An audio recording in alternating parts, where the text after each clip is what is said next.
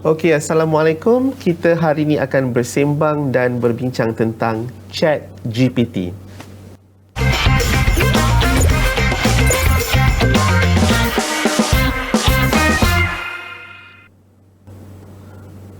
Assalamualaikum dan salam sejahtera semua. Apa khabar? Selamat datang dan selamat kembali ke episod nombor berapa pun saya dah tak ingat dah, untuk Impromptu bersama Dr. Nizan dan saya Profesor Madya Dr. Syahrul Nizan Ismail dari Pusat Pendidikan Berterusan Universiti Melaya, akan bersama-sama anda lebih kurang dalam 15 minit untuk kita bersama-sama dalam episod pada kali ini. Okey, untuk episod pada kali ini saya akan kalau selalu tu saya ajak tuan-tuan dan puan-puan untuk sama-sama kita belajar sesuatu kan, dalam kita punya episod ni ya, dan saya akan memperkenalkan perisian ataupun apps tertentu kan. Tapi pada kali ni, episod yang pada kali ni, yelah, dia biasalah nama program pun impromptu. So saya dah ada benda sebenarnya nak ajar, tapi bila tiba-tiba saya terfikir tentang satu isu yang lebih current, jadi saya terus mengambil keputusan untuk menukar berkenaan dengan AI, Artificial Intelligence dalam pendidikan, dan khususnya berkenaan dengan satu perisian yang sangat terkenal lah pada masa sekarang ni, iaitu ChatGPT. Okey, so kita akan ada lebih kurang dalam 2 segmen pendek lah untuk episod pada kali ni. Pertama sekali kita nak mengenali dahulu apakah itu ChatGPT ya, dan itu dalam lebih kurang 5 ke 7 minit pun dah cukup dah rasanya. Selepas kita mengenali ChatGPT tu, kita akan sembang-sembang dengan seorang tetamu jemputan melalui telefon ya, melalui telefon berkenaan dengan ChatGPT dan cabarannya pada dunia pendidikan tinggi dan maybe pendidikan juga boleh ya. Okey, so apa benda lah ChatGPT ni sebenarnya? Ni segmen pertama, kita nak kenal dulu dengan ChatGPT ni sebenarnya apa ya. Saya tahu kat luar sana dah ramai dah sebenarnya yang tahu tentang ChatGPT ni, tapi cuma kalau tahu pun tak tahu banyak mana. Tapi ada juga yang masih tak pernah mendengar langsung tentang ChatGPT ni. Apa benda ChatGPT ni sebenarnya ya? Saya pun tak tahu nak sebut ChatGPT ni, nak sebut dia sebagai GPT ke atau ada sebutan yang tertentu ke, saya pun tak berapa pasti. Tapi saya duk sebut ChatGPT lah. Okey, jadi sekarang ni mari kita berkenalan dengan ChatGPT. Okey, kita akan tengok dekat dalam skrin ni. So mungkin nampak kat sini Google. Saya terus buka Google saya ni ya. Okey, kita type Chat GPT. Yes, yang pertama tu. Okey. Alright, di atas ni tahu, Chat Optimizing Language and Optimizing Language Models for Dialogue. Dia sejenis AI yang boleh menjawab apa sahaja persoalan yang tuan-tuan dan puan-puan tanyakan kepada dia ya. Okey, jadi saya tersenyum ni sebab saya I really had fun with this lah sebenarnya ya, pada masa mula-mula saya mengenali ChatGPT ni. Jadi tak apa, nanti kita sama-sama try ya. Okey, kalau tuan-tuan dan puan-puan ada laptop kat rumah ataupun ada smartphone tu, bolehlah buka ChatGPT ni, boleh cari ChatGPT dalam Google. Lepas tu boleh masuk. First dia akan minta kita sign up dulu. Saya dah sign up dah. Jadi lepas dah sign up tu boleh terus gunakan ChatGPT ni. Okey, so bila kita masuk dalam ChatGPT ni, rupa dia macam ni lah ya. Rupa dia macam ni. Dia bagi example, capabilities dia apa dan apa dia punya keterbatasan ChatGPT ni ya. Alright, so kalau nampak dekat sebelah kiri ni, saya dah bertanya satu soalan kepada dia yang officially masih ada di sini lah. Sebenarnya saya dah banyak tanya soalan lagi, merepek-repek, mengarut semua, tapi saya dah delete dah soalan-soalan tu.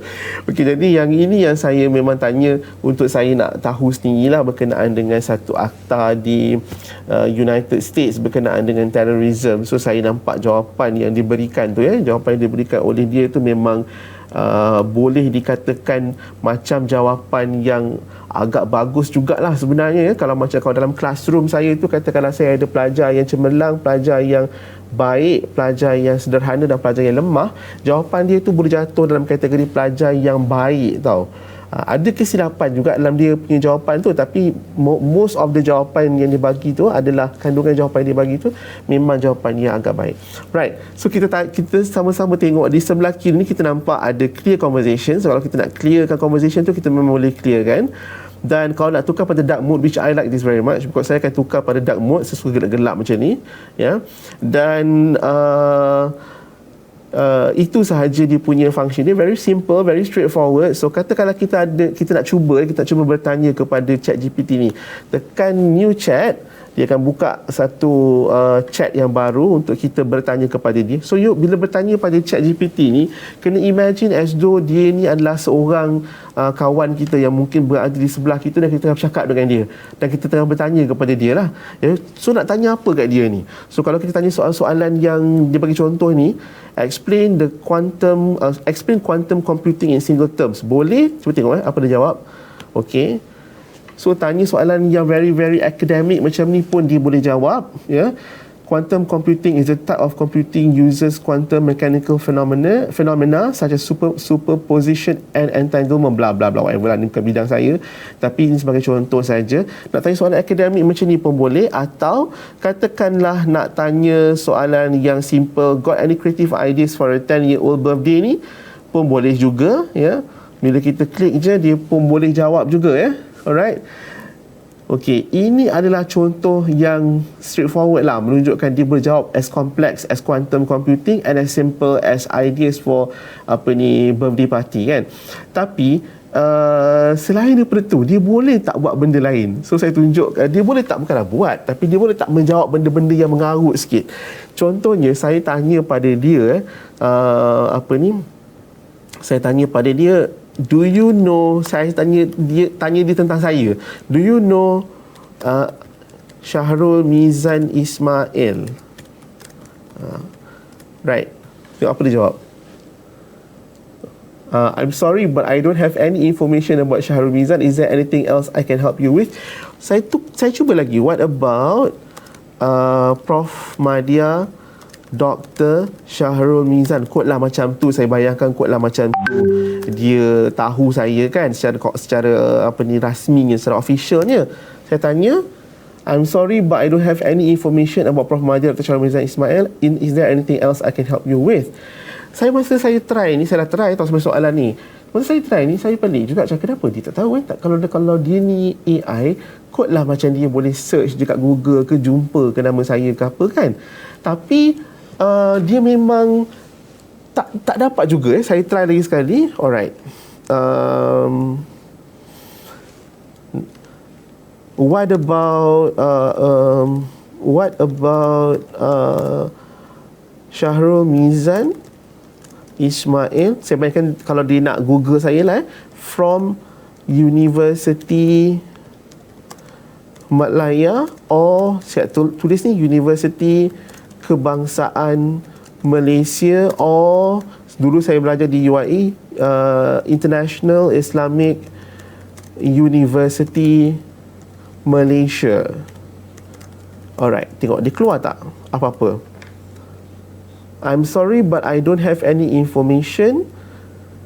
Still tak ada information. Okay, sebenarnya kan masa saya bercakap dengan dia semalam ya, dia I'm sorry I don't have any information. Lepas tu akhirnya bila saya tanya banyak-banyak, dia kata I am not able to browse the internet to search for answers. Maksudnya dia kata begitu. Jadi sebab tu tak tahu saya ni siapa. Jadi masa saya try tu, barulah saya dapat satu, orang kata dapatan lah, bahawa sebenarnya dia tak boleh search ataupun dia tak nak search internet untuk mendapatkan jawapan. Jawapan tu adalah lebih kepada apa yang dia train. Ya, dia train apa ni yang telah ditrain untuk dia jawab sebenarnya. Jadi kalau kita baca sikit tentang ChatGPT ni, sebenarnya dia memang ada kata bahawa dia hanya boleh jawab secara komprehensif untuk perkara-perkara yang telah berlaku pada tahun 2021 ke belakang. Kalau 2021 ke atas dia ada jawapan tapi agak limited. Kalau tanya pasal Samsul Yusof punya isu, dia tak boleh jawab sebab benda tu adalah benda yang sangat current dan sangatlah lebih kepada kita browse internet lah sebenarnya ya. Jadi ini lebih kepada kita bertanya, dia jawab berdasarkan apa yang dia tahu. Macam sama juga macam kita punya kawan-kawan kalau kita sembang, kalau benda dia tahulah jawab, kalau tak tahulah. Cuba kita tanya dia soalan yang lain pula why not tanya dia benda yang pelik-pelik sikit, tentang maybe petai tu Malaysian kan, very Malaysia, very Melayu kan. Tu cuba tanya, dia tahu tak berkenaan benda yang something yang macam tu. Do you know petai or tempoyak? Petai dulu tanya ya. Apa dia jawab? Yes, I'm familiar with petai. Petai is a tropical legume that is native to Southeast Asia, blah blah blah blah blah blah blah whatever lah. So dia kenal petai tu ya. Dia kata also known as the sting bean because of its strong pungent smell. Petai is popular ingredient in many Southeast Asian dishes and is known for its strong nutty flavor. Alright. So kalau petai dia tahu, tempoyak dia tahu tak, kita try. Do you know tempoyak?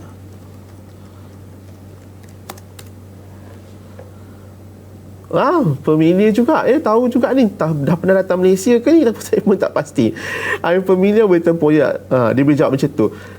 So jawapan dia tu agak macam apa tu orang kata very neutral lah Kalau kita ada kawan, kita sembang kawan, dia kawan yang non-judgmental punya kawan lah.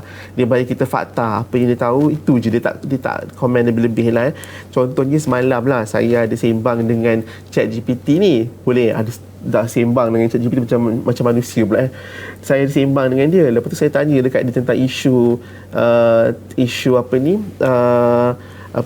yang terkini lah sekarang kan, berkenaan dengan selebriti dan juga ikon terkenal tanah air ni. Kok lah dia tahu kan. Saya tanya dia, do you know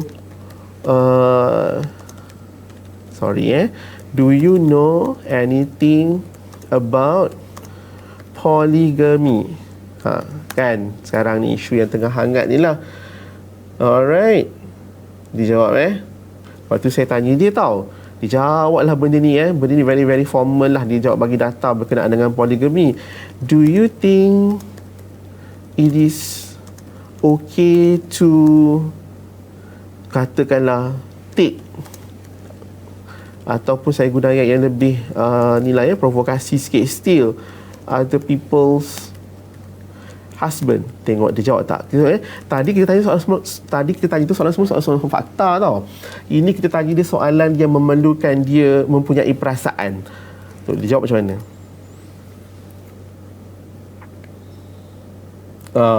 It is not okay to steal someone else's husband. Marriage is a commitment between two people and it is not appropriate to interfere with that commitment. Okay, so dia boleh jawab juga soalan yang berbentuk ada perasaan dan pandangan dan mungkin sedikit analisa di situ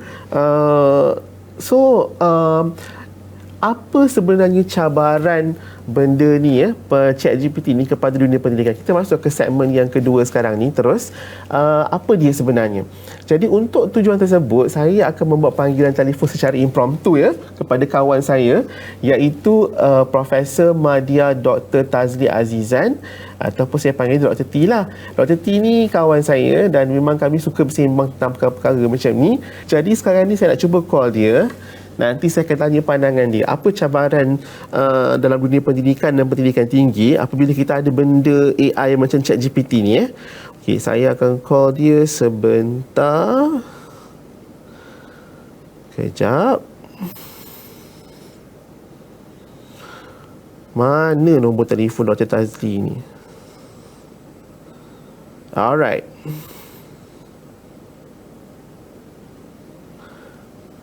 Okay. Hello, Assalamualaikum. Waalaikumsalam warahmatullahi taala wabarakatuh. Apa khabar orang Perlis? Apa khabar? Tadi nampak makan nasi ayam apa benda tadi tu? Nak counter kalori hilang tadi kan? Oh, okey. So Dr. Tazli, sebenarnya kan saya tengah buat panggilan Dr. Tazli ni daripada saya punya rancangan dalam talian ni, rancangan rancangan TV online gitulah, daripada Content.my ni, iaitu Impromptu bersama Dr. Mizan. Nak tanya pandangan tentang beberapa perkara. Boleh ke sekejap dalam lebih kurang 5 minit macam tu? Okey. Suara dia macam cuak-cuak gitu kan. Okey, nak tanya berkenaan dengan Chat GPT tu. Sebut dia Chat GPT Chat GPT, okey. Chat GPT tu kan. Sebenarnya kan bila kita ada AI yang macam gini kan, apakah sebenarnya cabaran terhadap dunia pendidikan tinggi ataupun dunia pendidikan bila kita ada Chat GPT ni? Boleh Dr. Tazli ulas sikit tak? Boleh. Chat GPT ni sebenarnya dia satu kemahiran AI kan. Maksudnya AI dia machine learning. So maksudnya dia dah boleh kumpul maklumat. Dia dah boleh, bukan setakat kumpul maklumat, dia boleh buat task lagi untuk kita. It's for me it's very very helpful lah, in a way that it helps a lot. Hatta kalau kita nak buat proposal, nak tulis copywriting, nak tulis essay semua, you can just ask ChatGPT to write for you. Kalau the more we keep content, lagi banyak kita bagi bahan kat dia, lagi bagus lah hasil yang dia dapat hasilkan. Macam tu lah. Jadi mungkin satu kerisauan kepada kalau saya sebagai pendidik, saya tak risau, saya lagi suka nak guna lah sebenarnya. Tapi if let's say for some teachers very traditional style, kalau yang jenis mengajar macam berkongsikan fakta dan sebagainya, ada kemungkinan the teachers they themselves akan rasa obsolete lah, because dia akan rasa ketinggalan. Sebab pelajar-pelajar memang dia dah boleh cari ChatGPT. Dia nak, kalau cikgu tanya soalan yang fakta, kalau dia tak boleh jawab, dia tanya ChatGPT tu kan, ChatGPT boleh jawab kat dia. Macam tu lah. So cabaran kepada dia ialah untuk dia be creative, so that the students cannot just simply get the answer from ChatGPT itself. Itu satu cabaran dia lah. Jadi maksudnya kalau macam sebelum ni kita duk bagi assignment kat student tu, suruh buat assignment dekat rumah tu, bahaya tak ada ChatGPT ni? Okay, it depends on what kind of assignment that we give lah. Kalau contohnya kita minta tulis satu essay berkenaan dengan criminal law, for example lah. Kalau tulis macam tu, sasa ChatGPT boleh bagi jawapan. Kan? Betul tak? Betul. Tapi for example, katalah kita bagi task yang more on, for example, like kita bagi task contohnya, ask ChatGPT to generate beberapa respon, lepas tu buat comparison antara respon tersebut, contohnya. Whether is it a good response ataupun respon yang tak bagus, contohnya. Kalau kita compare balik dengan fakta yang belajar daripada buku teks, for example, is it similar, does it make any difference? Jadi dia sebenarnya task yang kita bagi kat student tu, patutnya dia dah naik. Kalau level belum taksonomi tu, dah patutnya level yang lebih tinggi lah sebenarnya, bukan level C1, C2 punya task lah. It should be higher, analisa, judgment, reasoning based on ChatGPT punya respon, for example. Jadi instead of kita block student daripada guna ChatGPT, why not kita encourage student guna ChatGPT, tapi ada task lain selepas itu yang ChatGPT tak boleh buat. Betul. Task yang lebih kritis, for example, ChatGPT tak pandai buat pantun tau. Sebenarnya kan isu berkenaan dengan penggunaan ChatGPT dalam kelas tu, memang saya akan bincangkan dalam episod yang seterusnya. Nanti saya nak call baliklah berkenaan perkara tu. Boleh sembang lagi ni? Boleh. Memang ada satu lagi episod selepas ni, kita nak sembang tentang apa idea-idea yang kita boleh buat untuk gunakan ChatGPT rather than menghalang ataupun kita melarang penggunaan ChatGPT itu dalam classroom kan. Dia sini lah, for me, kalau cikgu tu dah memang gunakan banyak elemen PAK 21 banyak buat aktiviti teamwork, collaborative, communication skill. Ya. He or she shouldn't be worried about kemunculan ChatGPT. Betul. But siapa yang masih lagi tak percaya dengan penggunaan PAK 21 dalam teaching and learning, you have to be careful lah. You have to be aware of it. Macam tu lah kan. Lama-lama takut nanti kena ganti kerja kita. Okey. Alright. So saya rasa saya memang setuju dengan pendapat Dr. Tazli. Kalau saya pun saya takkan larang. Saya akan bagi diorang guna, cuma saya akan orang kata design lah aktiviti penggunaan ChatGPT tu supaya mencapai dia punya learning outcome dia kan. Dr. Tazli, macam ada lagi ke apps lain ataupun perisian lain yang macam ni juga ataupun yang lebih kurang dalam kategori yang sama ni? Ada saya tak ingat nama dia, tapi sebenarnya dia ada je sekarang ni. Macam contohnya macam kita guna ada veed.io, bit.io, kita boleh create video based on AI. Dia maksudnya kita boleh extract out daripada ChatGPT punya jadikan subtitle. Lepas tu kita boleh minta dia create a video based on that subtitle. Wow, hebatnya. Memang boleh buat. And then in the future banyak lagi lah sebenarnya. This is just the start. I would say this is just the start. And betul. We will expect a lot more to come. Kita kena buat workshop ni Tazli, kita berdua. Boleh. Okey, saya ucapkan terima kasih kepada Dr. Tazli Azizan, kita punya founder sekolah akademi satu Dalam Malaysia. Apa nama dia? SKOLAR, Sekolah Malaysia. Alright. Saya memang suka ikuti aktiviti sekolah ni sebab bagi saya mereka di luar kotak lah apa yang mereka bincangkan dan tajuk-tajuk yang mereka bawa, workshop mereka dan sebagainya. So terima kasih Dr. Tazli, nanti kita jumpa lagi dalam episod yang seterusnya mungkin kalau saya boleh call ya. Okay, bye. Okay, thank you. Assalamualaikum. Right. Tuan-tuan dan puan-puan sekalian, itulah tadi kawan saya tu, Dr. Tazli tu, dia ni memang orang yang sangat very hardworking and very industrious and very enterprising lah orangnya ya.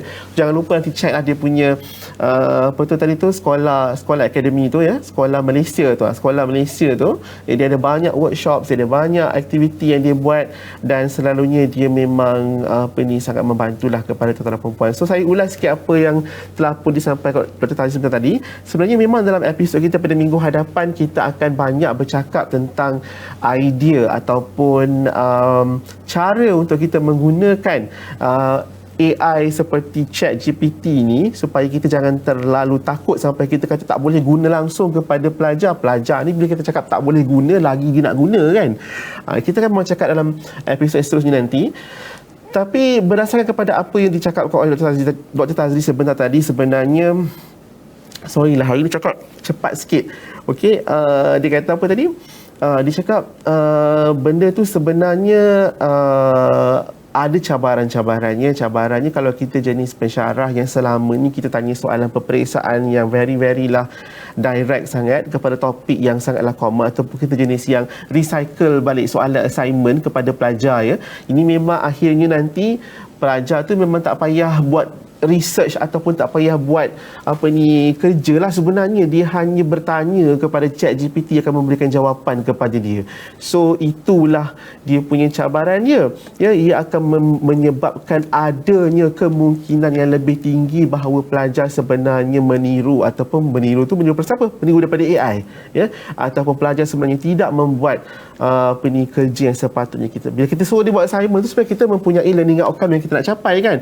Mungkin daripada domain kognitifnya kita nak dia supaya belajar tentang perkara tersebut kan. Kalau disuruh AI yang buat, maka maknanya AI je lah yang belajar, dia tak belajar. Ataupun dari segi domain psikomotornya, mungkin kita nak pelajar ni tahu kemahiran, bagaimana kemahiran untuk menghasilkan sesuatu penulisan contohnya dan sebagainya. Jadi mungkin itu yang kita nak, tapi bila dia tak buat, dia hanya tanya kepada AI sahaja, mungkin mungkin itu akan menyebabkan learning outcome yang kita cuba nak capai tidak tercapai. Satu lagi contoh yang tidak tercapai adalah mungkin bila kita semua dia buat assignment, kita nak adanya satu nilai bekerja dalam kumpulan, ataupun kita nak ada nilai orang kata bekerja dalam keadaan yang orang kata under pressure, supaya dia dapat membina keyakinan, dapat dapat membina satu kemahiran bagaimana untuk menangani suasana bekerja dengan deadline. Kalau kita nak capai learning outcome yang begitu, ataupun itu kita panggil sebagai domain efektif dalam taksonomi Bloom, maka dia akan susah untuk mencapai sekiranya ada ChatGPT ni. So itu cabarannya. Tapi adanya cabaran bukanlah bermaksud bahawa kita tidak sepatutnya menggunakan langsung. Dulu pun bila kita ada mula-mula ada smartphone pun memang ada cabarannya juga. Bila kita ada Google pun ada cabarannya juga. Tapi bagaimana kita nak menangani cabaran tersebut, itu adalah tajuk perbincangan kita yang telah Dr. Tazli sebut tadi tu sikit-sikit tu, sebenarnya kita memang nak bincangkan dalam episod pada minggu hadapan. Jadi itu sahaja saya punya perkongsian dan juga perbincangan sembang-sembang kita di antara educator to educator, dan juga mungkin kepada pelajar yang menonton ataupun ibu bapa ataupun sesiapa sahaja yang bersama-sama dengan kita pada episod pada kali ini. So kita berjumpa lagi pada episod akan datang. Sekian, Assalamualaikum, salam sejahtera dan salam hormat daripada saya, Prof. Mahdia Dr. Syahrul Mira Ismail daripada Pusat Pendidikan Berterusan Universiti Melaya.